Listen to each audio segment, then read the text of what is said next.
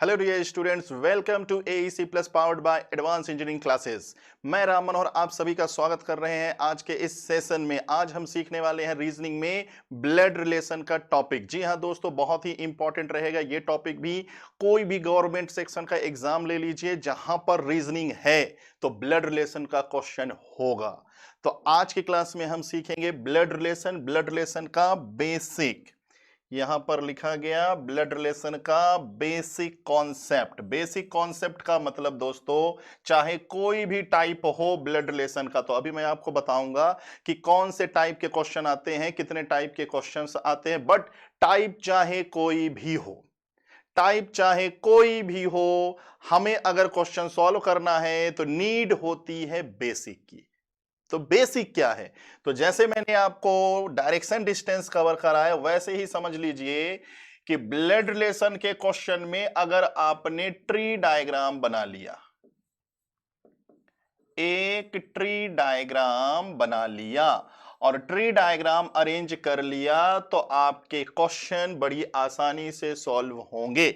और यह भी मैं बता दूं, अगर हमने थ्योरी पढ़कर एक ट्री डायग्राम बना लिया तो ब्लड रिलेशन का 70 से 80% क्लियर हो जाएगा डेटा। ठीक है, ब्लड रिलेशन का कॉन्सेप्ट 70 से 80% क्लियर। अब ये ट्री डायग्राम क्या है? तो ट्री डायग्राम दोस्तों कुछ नहीं, फैमिली के जितने भी मेंबर्स हैं, मान लीजिए 6 मेंबर्स हैं,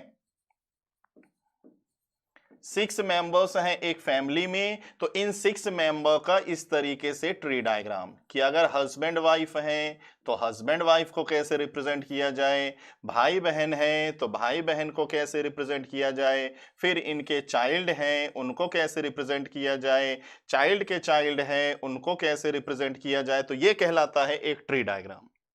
तो ध्यान रखिए दोस्तों, आज की क्लास में हम सीखने वाले हैं ब्लड रिलेशन का बेसिक। और मैंने पहले ही बताया थ्योरी में, इतना अभी आपको समझाया कि एक ट्री डायग्राम अगर आप बना लेते हैं तो ब्लड रिलेशन का क्वेश्चन और आसान होने वाला है। ठीक, चलिए बढ़ते हैं अगले स्लाइड की तरफ। अगले स्लाइड में एक्सप्लेन किया गया है ब्लड रिलेशन के जो क्वेश्चन है। ब्लड रिलेशन के क्वेश्चन दोस्तों 3 प्रकार से। पहला फॉर्मेट जो आपको बताया जा रहा है पजल फॉर्म, एक पहेली नुमा क्वेश्चन होगा।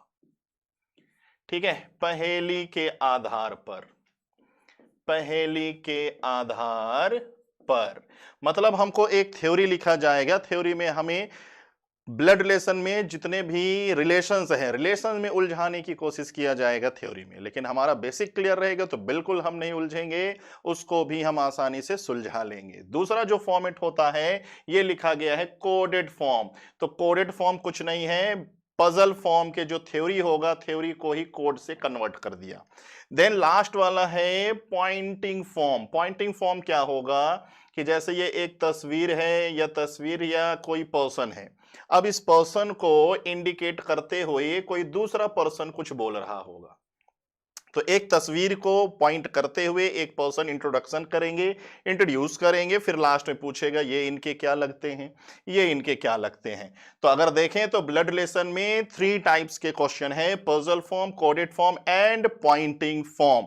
तो चाहे कोई भी फॉर्म हो, उसको हम बहुत ही आसान बना सकते हैं विथ बेसिक कॉन्सेप्ट। और बेसिक कॉन्सेप्ट में क्या है, एक ट्री डायग्राम, कि हमें ट्री डायग्राम बनाना होगा, ट्री डायग्राम सीखना होगा, परिवार के रिलेशंस को अच्छे से समझ रखना होगा, प्लस इस समय जो क्वेश्चंस बन रहे हैं हिंदी और इंग्लिश टर्मिनोलॉजी दोनों हमें अच्छे से क्लियर रखना होगा।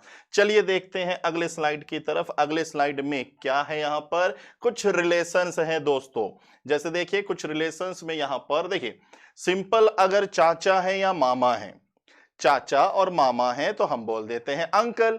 लेकिन अंकल से पहले भी एक स्पेसिफिक वर्ड है, पैटर्नल एंड मैटरनल। तो दोस्तों ध्यान रखिएगा, फादर के साइड से,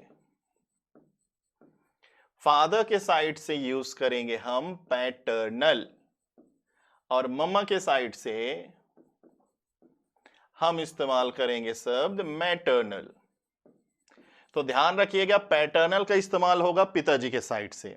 ठीक है, तो पिताजी के साइड से अंकल है या आंट है, उनके पहले पैटर्नल लगा है, तो पैटर्नल मतलब पिताजी के साइड से अंकल या आंट। अंकल या आंट के पहले मैटरनल लगा है तो वो मम्मी के साइड से, ये देखिए मैटरनल अंकल तो मम्मी के साइड से मामा है, मौसा जी हैं। मैटरनल आंट मामी है, मौसी जी हैं, तो मैटरनल मम्मी के साइड से, पैटर्नल पापा के साइड से। देन ग्रैंडफादर, तो ग्रैंडफादर में दादा है, नाना है, दोनों कवर होंगे। अब ग्रैंडफादर के पहले भी पैटर्नल लग गया तो दादाजी, मैटरनल लग गया तो नाना। ऐसे ही ग्रैंड मदर में भी पैटर्नल मैटरनल चलेगा। चलिए आगे बढ़ते हैं, कुछ रिलेशन यहां और है। ग्रैंडसन, तो ग्रैंडसन ध्यान रखिए पोता है, तो ध्यान रखिए अब एग्जामों में ये पोता पोती ये लिखा नहीं मिलेगा, बहुत कम ही एग्जाम है जो इनका इस्तेमाल करता है दोस्तों। नहीं तो नॉर्मली हिंदी आपको ग्रैंडसन ऐसे मिलेगा, ग्रैंड डॉटर ऐसे मिलेगा, इंग्लिश में ऐसे मिलेगा। ठीक, आपको एग्जाम में रेयर कुछ एग्जाम होंगे भांजा भतीजा मिलेगा, और कुछ एग्जाम में नेफ्यू बोल देगा सीधे, तो चाहे नेफ्यू हो या नीस हो। तो ध्यान रखिएगा भांजा और भतीजा है तो एक वर्ड बोलिए नेफ्यू, भांजी भतीजी है तो बोलिए नीस।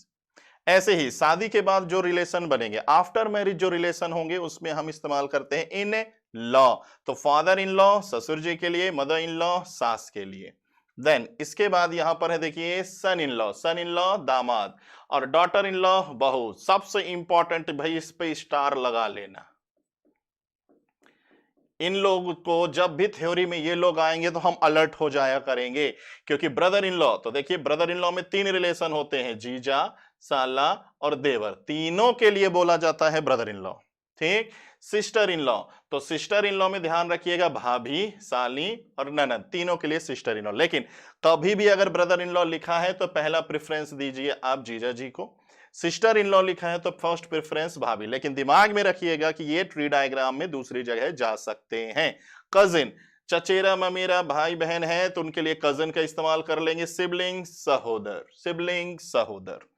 अब जैसे देखिए ये एक ट्री डायग्राम, तो यहां भी थोड़ा सा कुछ पॉइंट समझने की कोशिश करते हैं। ठीक है, कि जैसे यहां हम अपने आप को इंट्रोड्यूस कर लें, और एक बात का ख्याल रखते हैं दोस्तों कि इसके बाद एक और डेटा है उसका भी इस्तेमाल कीजिए, बेसिक डेटा। बेसिक डेटा क्या, तो ध्यान रखिएगा ब्लड रिलेशन में मेल कैंडिडेट को हम प्लस साइन से असाइन करने वाले हैं, मेल कैंडिडेट। ठीक है, जैसे कोई अल्फाबेट से है ऐसे में प्लस लगा दूं तो समझ जाना ये मेल कैंडिडेट। इसी तरीके से फीमेल कैंडिडेट, फीमेल कैंडिडेट के लिए माइनस साइन, कोई अल्फाबेट से है ऐसे माइनस लगा दिया तो समझ जाइए ये फीमेल कैंडिडेट है। देन थर्ड वन होता है सबसे इंपॉर्टेंट, ये दो डेटा समझिएगा, सबसे इंपॉर्टेंट, नाम से जेंडर डिसाइड नहीं होगा।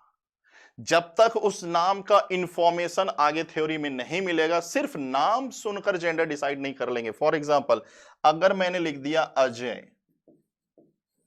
Ajay is father of Ravi, मैंने कहा अजय रवि के पिता हैं, एक लाइन लिखा है बस इतना सा लाइन कि अजय रवि के पिता हैं। अब हमसे पूछ लिया जाए कि रवि अजय के कौन हुए, तो नाम सुनकर ये नहीं कह देना है कि रवि है तो ये लड़कों का नाम होता है तो रवि तो पुत्र होगा, तो ये कहना गलत। जब तक क्लेरिफिकेशन ना मिले, अगर इतनी ही थ्योरी है तो इस थ्योरी के आधार पर हम कह सकते हैं अजय के बारे में क्लियर है फादर है तो मेल कैंडिडेट है, लेकिन रवि के बारे में क्लियर नहीं है। तो ये नाम सुनकर कि रवि है तो लड़कों का ही नाम होता है तो पुत्र ही होगा, तो ये कहना गलत है। ऐसे अगर हम लिख दें कि अजय इज फादर ऑफ रानी, अगर हम कह दें कि अजय जो है रानी के पिता हैं तो रानी अजय के कौन, तो ये मत समझना कि रानी तो लड़कियों का ही नाम होता है, पुत्री ही होंगी, तो ये कहना गलत। जब तक आगे थ्योरी में इनका क्लियरिफिकेशन ना मिल जाए तब तक जेंडर डिसाइड नहीं होगा। तो कहने का आशय यही है कि नाम सुनकर सीधे जेंडर डिसाइड नहीं कीजिएगा। तो थर्ड पॉइंट ऐसे हम इंडिकेट कर सकते हैं कि नाम से जेंडर डिसाइड नहीं होगा।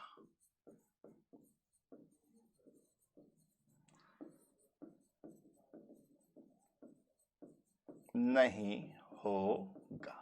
तो ये कुछ पॉइंट और मिल गए, male candidate, female candidate and name से जेंडर क्लियरिफिकेशन नहीं करना है हमें। ठीक है, जब तक कोई स्पष्ट हमें इंफॉर्मेशन ना मिल जाए। चलिए तो यहां तक हो गया दोस्तों। इसके बाद चलिए इसके बाद जो नेक्स्ट है एक ट्री डायग्राम के बारे में मैं आपको बता रहा था, क्योंकि यहां देखो प्लस माइनस लगा था इसलिए मैंने पहले इसी का बेसिक बता दिया। अब जैसे कोई सन है या डॉटर है, पुत्र और पुत्री, पुत्र और पुत्री। चलिए ये इंक ले लेते हैं।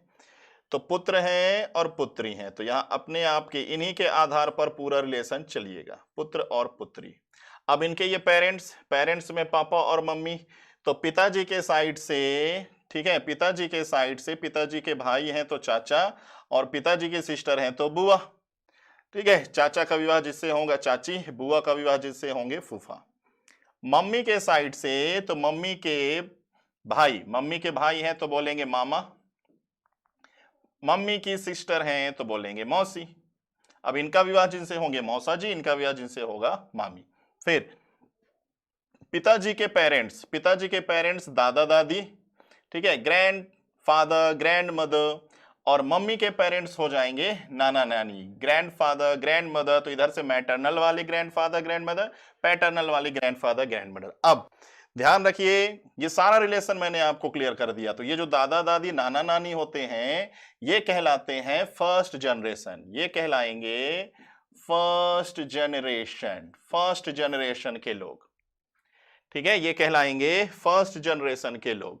देन इसके बाद चाइल्ड के चाइल्ड, ठीक है, फर्स्ट जनरेशन के बाद ये जो सेकंड जनरेशन, दादा दादी नाना नानी की ये जो चाइल्ड है हमारे पेरेंट्स, तो ये कहलाएंगे सेकंड जनरेशन।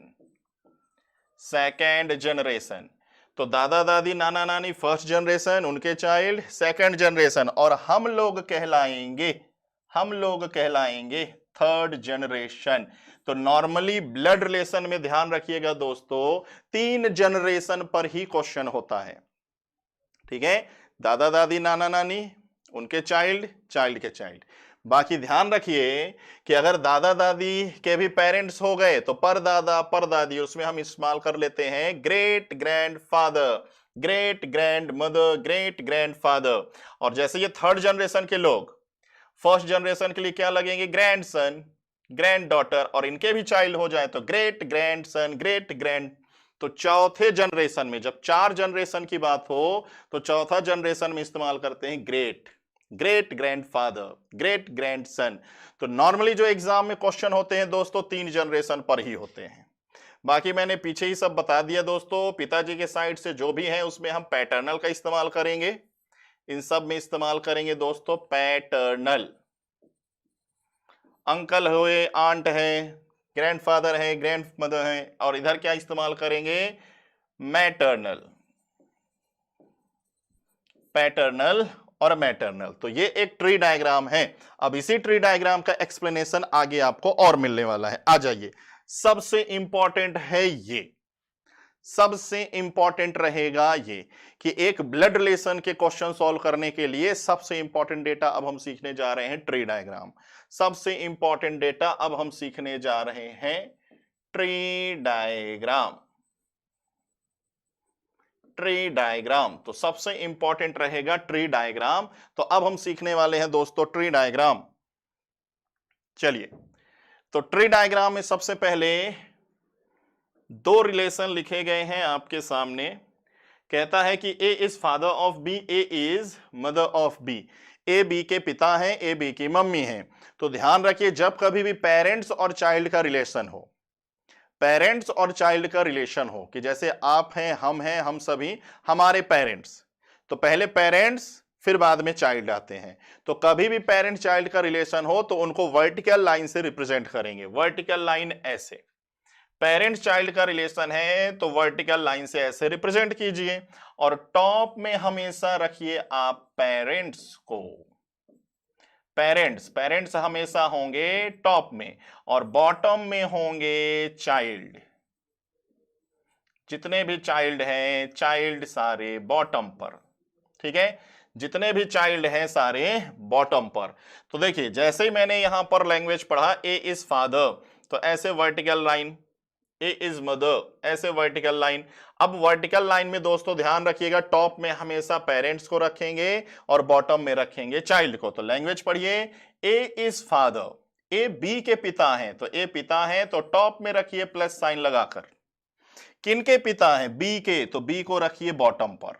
यहां पर कहता है ए इज मदर, तो एक ही रखिए ऐसे टॉप पर। अब मम्मी है फीमेल तो माइनस, किन की मम्मी है, बी की, तो जितना बोला गया हमने उतना बना दिया।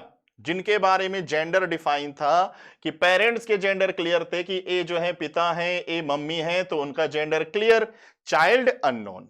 इस पर अगर हमसे पूछ लिया जाए कि बी ए का कौन, तो चाइल्ड तो है लेकिन सन या डॉटर नहीं पता, तो जितना कहा गया बना दिया। तो मोरल ऑफ द स्टोरी, कभी भी पेरेंट चाइल्ड का रिलेशन हो तो वर्टिकल लाइन, टॉप में हमेशा पेरेंट्स, बॉटम में चाइल्ड। जिनका जेंडर क्लियर है उसमें प्लस माइनस लगा दीजिए। चलिए बढ़ते हैं अगले स्लाइड की तरफ। नेक्स्ट, अब देखिए अभी भी पेरेंट चाइल्ड का रिलेशन है, पेरेंट चाइल्ड का रिलेशन है,